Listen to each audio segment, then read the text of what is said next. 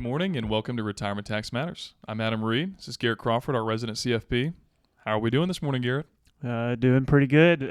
Back for another round, and I had one thought, and actually a couple things that you aren't necessarily ready for. But we're almost 40 podcasts in. Mm-hmm. We have made little. The other day, somebody referred to an old episode of ours. I clicked in, and I was looking at this office and our studio here before we did anything to it. It was kind of yellow walls. We didn't know what we were doing, and we really upgraded, but.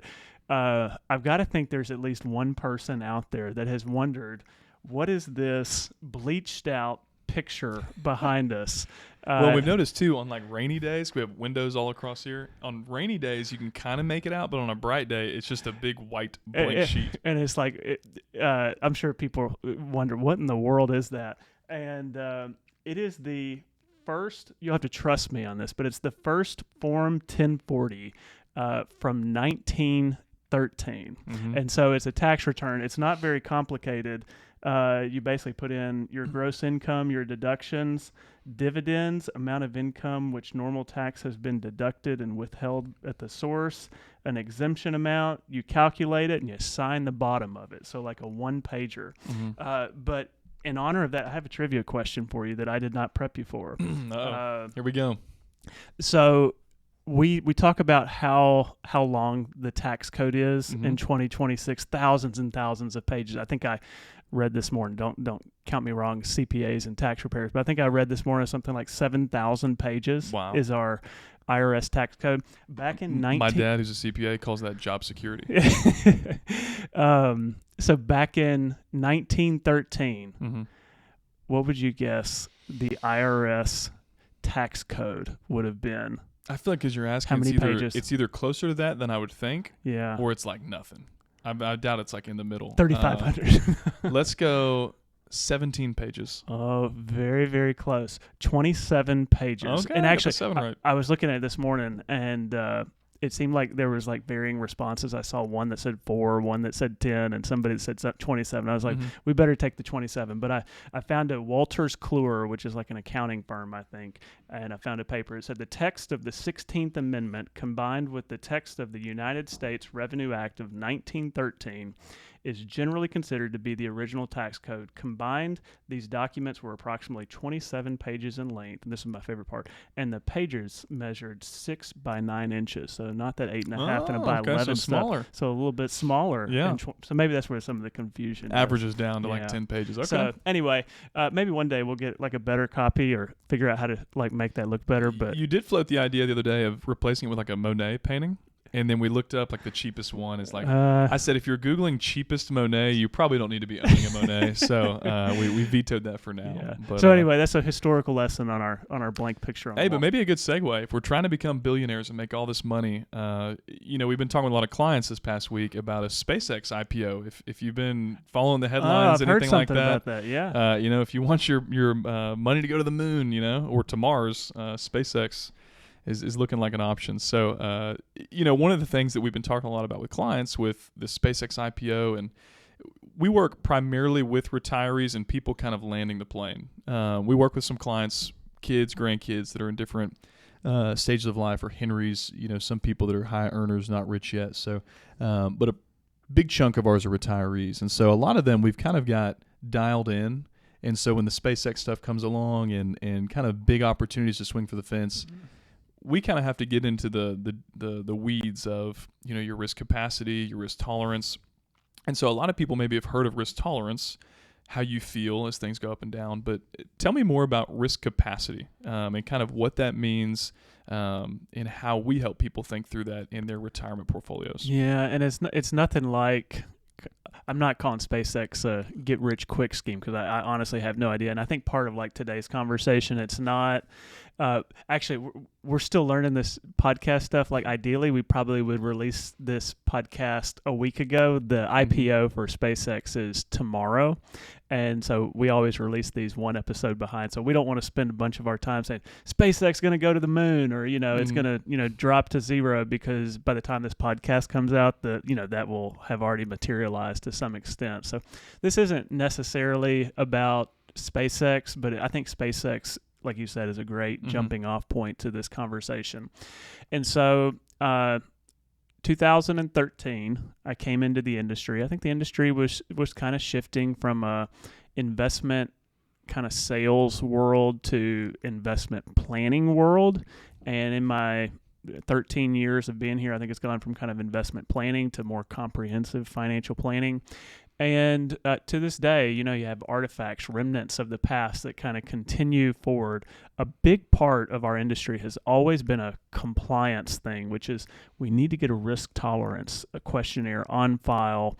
We have regulators that will come in and say, well, why did you make this recommendation? And if you don't have a risk tolerance questionnaire on file, they'll say, how did you know they were, aggressive investors, and how maybe they were balanced or maybe they were conservative? Prove to us that this investment recommendation was good.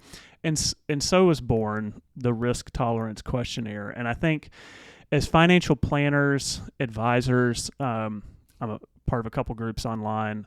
I think most of us kind of, we have this aversion to risk tolerance questionnaires. Or we have an aversion to risk tolerance questionnaires. And I think part of the reason is we're working with humans that aren't a machine. And somebody, when the market returns are great, they'll say, yeah, I want to be all in. For the past 10 to 13 years, the market has just gone up and to the right. And so when you come off a year of a 25%, 30% return, you're feeling pretty good about taking equity risk. And I see that. And I have seen that for my entire career, that people are, they're more stock heavy than they've ever been. And there's reasons for that. Interest rates were historically low on fixed income. And so there's really nowhere else to go. But generally speaking, I would say most of our clients have an appetite for more risk because they've seen how they've been rewarded for that over the past 10 years. But one of the things, and I think we'll talk about it later, how we do this, but one of the things I think is really important is that risk tolerance questionnaires have their place, but I don't think they're enough. And so when we talk about risk tolerance, the way that I view that, it's like your psychological response to seeing your investment accounts go up and down. I think it's very subjective. Yeah. It kind of depends on the person. Even a couple could have very different views of risk tolerance. Even Adam and I can have different views of risk tolerance. I may be okay with a 30% downturn. Adam may be good with a 60% downturn. But this idea with a psychological response is that it doesn't really matter how much money you have. It's your aversion or your greed or your desire to either make more money, or your aversion to seeing when you log into Schwab.com and you see your accounts are down 15% year to date. How does that make you feel? And oftentimes we really don't know how we're going to respond in a down market because the circumstances are all different. I remember even in my lifetime, I remember I was in college completely oblivious to the great financial crisis. And it wasn't until I got in the industry that I was like, oh, that happened. But you remember the great financial crisis. You remember how you felt. Probably a lot of you all were still working. You threw money back into the market, probably went okay. But then COVID was a very different one because actually they're all different, these market events. But COVID was different just because it was like the world's shutting down. People are going home. People are doing remote working for a virus. Is that real? Is it not real? How long is this going to last? And so even if you made it through the great financial crisis, okay, the pandemic might have scared you in different ways. And so, I saw that firsthand as kind of my first big market downturn where people that said, hey, we have an appetite for risk. We want to be, 100% stocks or 85% stocks in our 60s. They called and they changed their minds during that time. And so a risk tolerance questionnaire has its limits. And so am I discounting a risk tolerance questionnaire? Absolutely not. I just think understanding how people have responded in past market events, their aversion to losing money or their desire to make more money at the risk of losing something, that's a really important psychological observation. And I think some of that is learned about ourselves and not necessarily something that you can predict. Now, that was what we call risk tolerance, and we might assign a risk tolerance score to our clients in that way. Now, the other part is what I just don't hear it talked about as often, and that's risk capacity. And so this is separate from a psychological behavior, but it's like as a neutral third party, as I'm looking at your finances as a financial planner, or if you are looking at your finances, how much risk could you take and still fulfill all of your financial goals? And so an extreme example that I like to use, whether we use Warren Buffett, Jeff Bezos, somebody that has, more money than we can fathom, they actually might not like risk. Warren Buffett might not want to see his, net worth drop by 60%, which is, he's got, I don't know, $300 billion in cash or something. Last time I checked, maybe it's even an order of magnitude bigger than that. But Warren Buffett has more money than we can dream of, yet his risk tolerance might be, I don't like losing money, so I'd like to insulate myself from losing money. Now, risk capacity, his ability to take risk, he could probably lose 99% of his net worth, whatever number that is. And he'd still be all right. He'd be living a perfectly good life, and knowing him, he'd probably start another business and make it all back. Yeah. So this idea of risk capacity is not psychological. It's like, how much risk could you take and still put food on the table, make sure that your house is paid for, have no debt, be in control of what you need to do. And so Warren Buffett is an extreme example, but if we dial back to like the podcast listener here, somebody between $2 and $8 million, somebody that has $2 million and needs every bit of that money to do the things that they want to do in their retirement, their risk tolerance might be really high, but their ability to take that risk is actually really small because they need every bit of that money to sustain their lifestyle. On the other side, let's say we have an $8 million retiree that's living on $120,000. They've got Social Security, maybe they've got a pension, and really they're pulling out like maybe an RMD, maybe $50,000, $60,000 in investment income. They may be averse to risk. They may not want to see their account drop by 20%, but if they have $8 million and it drops by 20%, they're going to have plenty of money to sustain their goal. And so that's what we're talking about this morning, which is risk tolerance, a psychological disposition towards risk versus risk capacity. And I think this SpaceX conversation that we've been having over the past month, it really brings to light kind of the fear of loss or the attitude of greed, where it's like, we want to make a lot of money. Mm-hmm. And then the question becomes, how much do you want to invest in something that's very volatile? And for clients who have a large risk capacity, that becomes an open conversation. For clients that have a low risk capacity, the conversation has to come, well, we could do that, but you might not have as much income for the long term. And we're not anti-IPO investing. It'll be interesting to see how this all plays out, but it changes the tone of the conversation. Well, and I think tying it back into the SpaceX, I think that's why, as I've been thinking through it, this conversation makes so much sense, because almost everybody that reached out to us has a higher risk tolerance. Little Aunt Sue, who stuffs her money under the mattress, she wasn't calling about the IPO, right? Oh, yeah. So typically it was higher risk tolerance people that called in, and that's why we steered the conversation towards, well, hey, let's look at your overall financial plan and let's see, does this fit? Does this make sense? Could this be a grand slam that you hit in some funds that you hadn't really planned to use anyway, and maybe your inheritance then jumps through the roof for your kids? Or, hey, we're squeezing every last drop out of the fruit to try to get you your income that you want. This doesn't make a lot of sense for you. And so I think that's why the risk capacity conversation is so important, because here we have 4 or 5 people that reached out to us with pretty similar risk tolerances, but a lot of different risk capacities that influence the conversation and how we had it with them. Totally agree. So I think maybe a good segue into, we do tax return driven financial planning. We love to help people navigate Roth conversions, QCDs, all kinds of different stuff. We've got a year-end tax planning checklist that's back over here behind Garrett that he's put together, and it's down in the description below, whether you're on Spotify, Apple Podcasts, YouTube, it's there. Go check it out. It's 100% worth it to throw your email address in there and get the weekly drips of, hey, here's more information, here's more case studies, here's more how you can do tax return-driven financial planning on your own at home.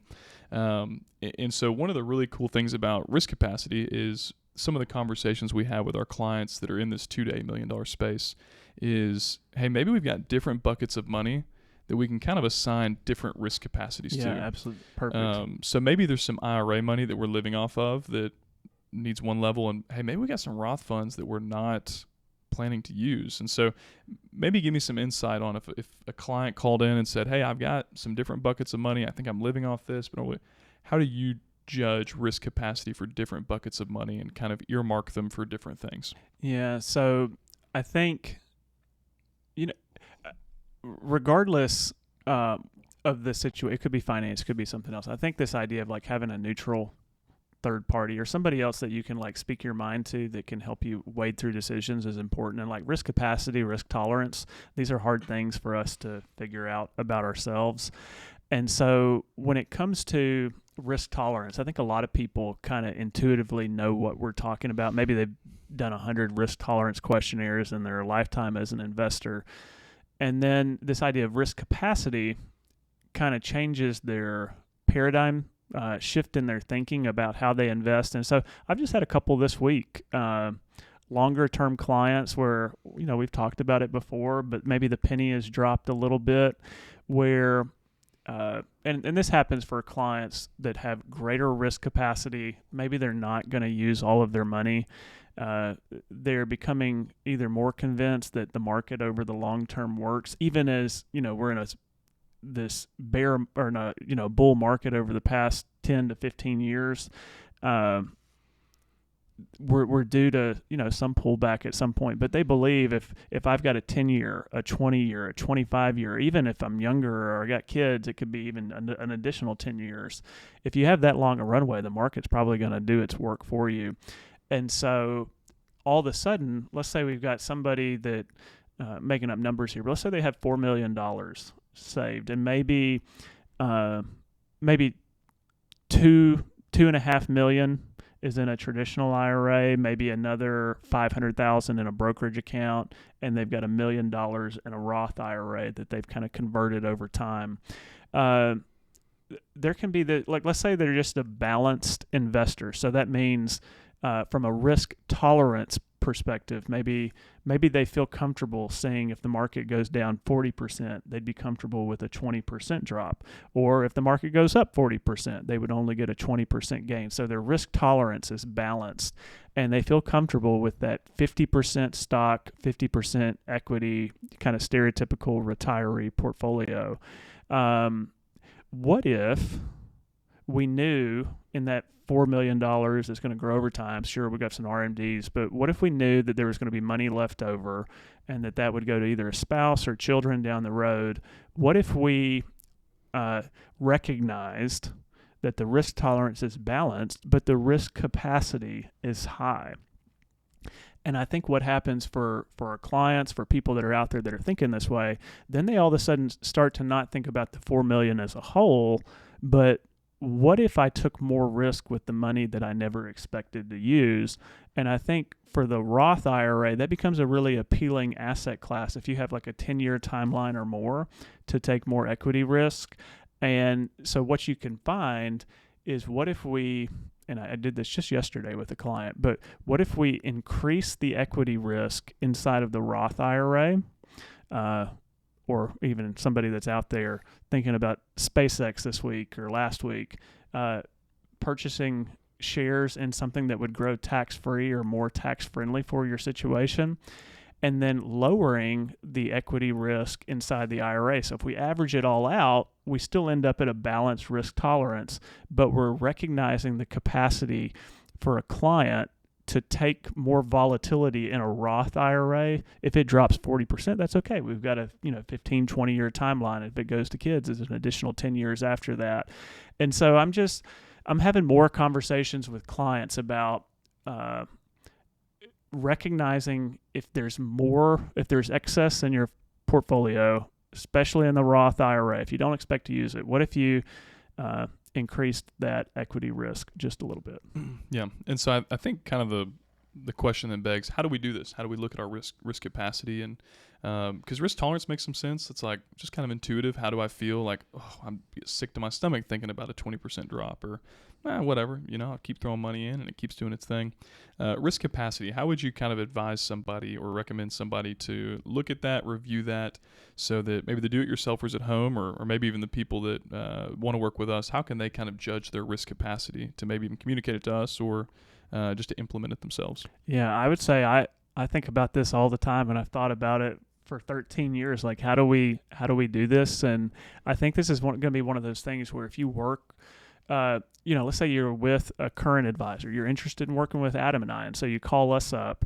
Our process for evaluating risk tolerance could be very different than your prior advisor. And I would even say, like, with our existing clients that came on board 2 years ago have a very different experience than somebody that came on board 10 years ago. And that's because markets haven't changed. General rules of thumb of investing haven't changed, but the importance and the way in which we get this information has definitely shifted. And so for our firm, Providence, I remember when I came in, it was we had this form. It was called I guess it was just a risk tolerance questionnaire. It was 10 questions. You had 4 options. One was like, it was so predictable. Like, option A was the most conservative. Keep it all in the bank, stuff it in the mattress. Option D was, I don't care if I lose half of it. I want to make as much money as possible. And then the two in the middle are almost identical. And it's like, why are those two even there? And so they, the person starts to realize, if I select A, I'm going to get a lower score. If I select D, I'm going to get like 100. Mm-hmm. And we used that for years. And I remember as we used it, I was like, this just doesn't feel academic. Mm-hmm. Here I am 30 something, I guess, or maybe 20 something. And I'm coming right out of engineering school. And I'm like, there's got to be a better way to do risk tolerance than a 10-question questionnaire. This thing should be like a 30-minute hour discussion about past habits and future expectations and goals. And so we did that for a long time. And then a few years ago, we tried out another risk tolerance software, which I would not sit here and say it was a bad one. I would just say it was a different way of doing it, but it was much more in depth, and it got into different components of our risk appetite, like how much do we want to take, but how much do we really feel when we see our accounts go down. So much more extended, like, questionnaire. I'd say it probably was like 20 questions and probably took 20 to 25 minutes to fill out. And I would get back the report and it would be like 10 pages, but I was still left with, so what, from a business perspective, it's like, how do I justify what risk score that I'm giving this client? Because it's so different and nuanced, which I think is more accurate than the 10-question questionnaire.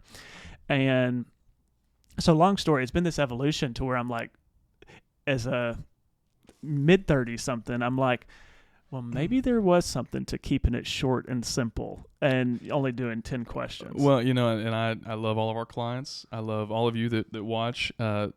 Some of you, we send you more than 10 questions, multiple choice, and you're like, that's never happened. It's like it's hard enough to get somebody to sit down and kind of give a train of thought to something that a lot of them, they're delegating to us. They're like, well, I'll give you some thoughts. Yeah, they don't want to do a whole book report on and you're exactly right. That's the wild card. It's like, at the end of the day, what they really want, and the people that hire us, is, hey, I'm hiring you because I don't know. Yeah. So I don't want this whole investment thing to be driven by a questionnaire of questions that I really don't understand. And we have a couple clients that have said, I really don't care what I score.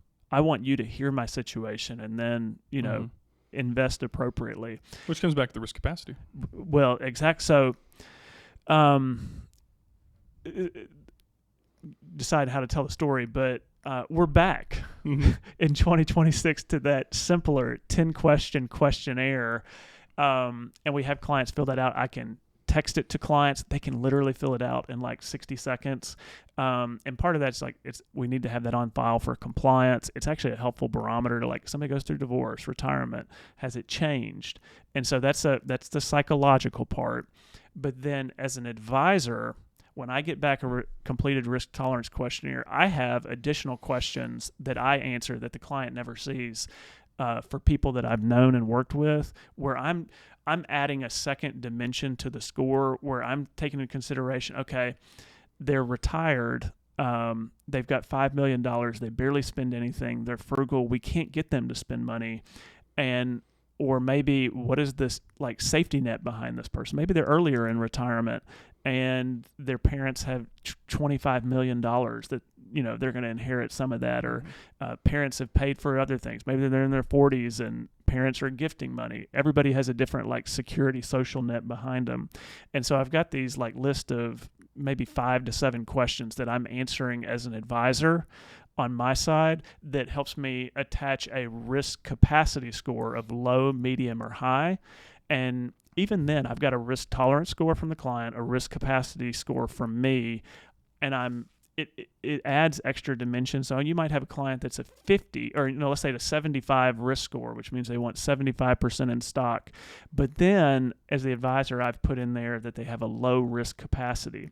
And so if I'm going into a meeting with a client that I see a high risk tolerance but a low risk capacity, that's a conversation that we have to keep in mind as we communicate. And so and I feel like maybe an analogy for risk tolerance and risk capacity, if we got any country boys out there that cut their own grass, or maybe in your retirement you got one of these big zero-turn lawnmowers, but you've kind of got the 2 handles, and if you push both forward at the same time and take them together, you move forward. And sometimes you got to cut around a tree stump, and so sometimes there's more risk tolerance. We take more into consideration than risk tolerance. Maybe a client that, man, they've got all the risk capacity in the world, but they just don't feel comfortable with it. And they want to sleep at night. They don't care about optimizing and squeezing as much out as they can. So we're a little heavier on the risk tolerance. Some clients, it's like, hey, they're like, oh yeah, let's put it all on black and let's risk to the, and it's like, hey, we got to talk you back a little bit here, because if we take too much risk, you could get in a really sticky situation looking at your risk capacity. And so it's kind of this dance of some clients it's more risk tolerance, some's more risk capacity, but we're kind of using both to move the clients down the field. Coming in their with the investment mower goals. analogy. What about that? Listen, it's summertime, getting out there. I got young kids, so I finally learned why men love to mow. It's to get out of the house, get some peace and quiet for a minute. And so yeah, the zero-turn lawnmower, a little bit of risk tolerance, a little bit of risk capacity. They work together. They're not in competition with each other. Sometimes one's heavier than the other, but I think that helps me. My little button up there is that, as a financial planner, sometimes we're like the wet blanket, like coming in to say, no, you can't do this. But other times, believe it or not, Adam and I actually say, yeah, you could do that. Mm-hmm. Are you interested in a SpaceX IPO contribute? You can invest $50,000. You can invest $100,000. That's not going to change your situation. I've told people before, you could go out and buy 4 Corvettes. That's how many Corvettes you could buy. Why are you only buying one? Yeah. And so part of our job is sometimes being a dose of reality. The other part of our job is like saying, hey, if you want to do this, you can do it. And that's financial planning is so hard. And so if you've never done it before, you really don't know those things. But that's why I like our job. Yeah, absolutely. Well, cool. I think I like these type of conversations, kind of the psychological that fills in some of the gray areas around a lot of the very technical planning stuff we talk about a lot. So hope you guys enjoyed this episode. Don't forget, I know at this point nobody's listening anymore. They've seen the end of the episode. They've clicked out. But the year-end tax planning checklist, check it out. It's down below. I already plugged it earlier. Like, subscribe, follow along. Reviews on Apple Podcasts really help. We just launched video on there, so if you want to check that out, and it's kind of like YouTube on Apple. Yeah. Hey guys, how you doing? They're like, oh my gosh, this is what you guys look like. I'm not watching anymore. But no, we appreciate you guys following along, and we really enjoy making this content. So love anything you guys can do to help kind of boost us, get us in front of more people, just to share the knowledge of what we're trying to spread. So hope you guys have a great week this week, great day today. I'm Adam Reed. This is Garrett Crawford, where Retirement Tax Matters.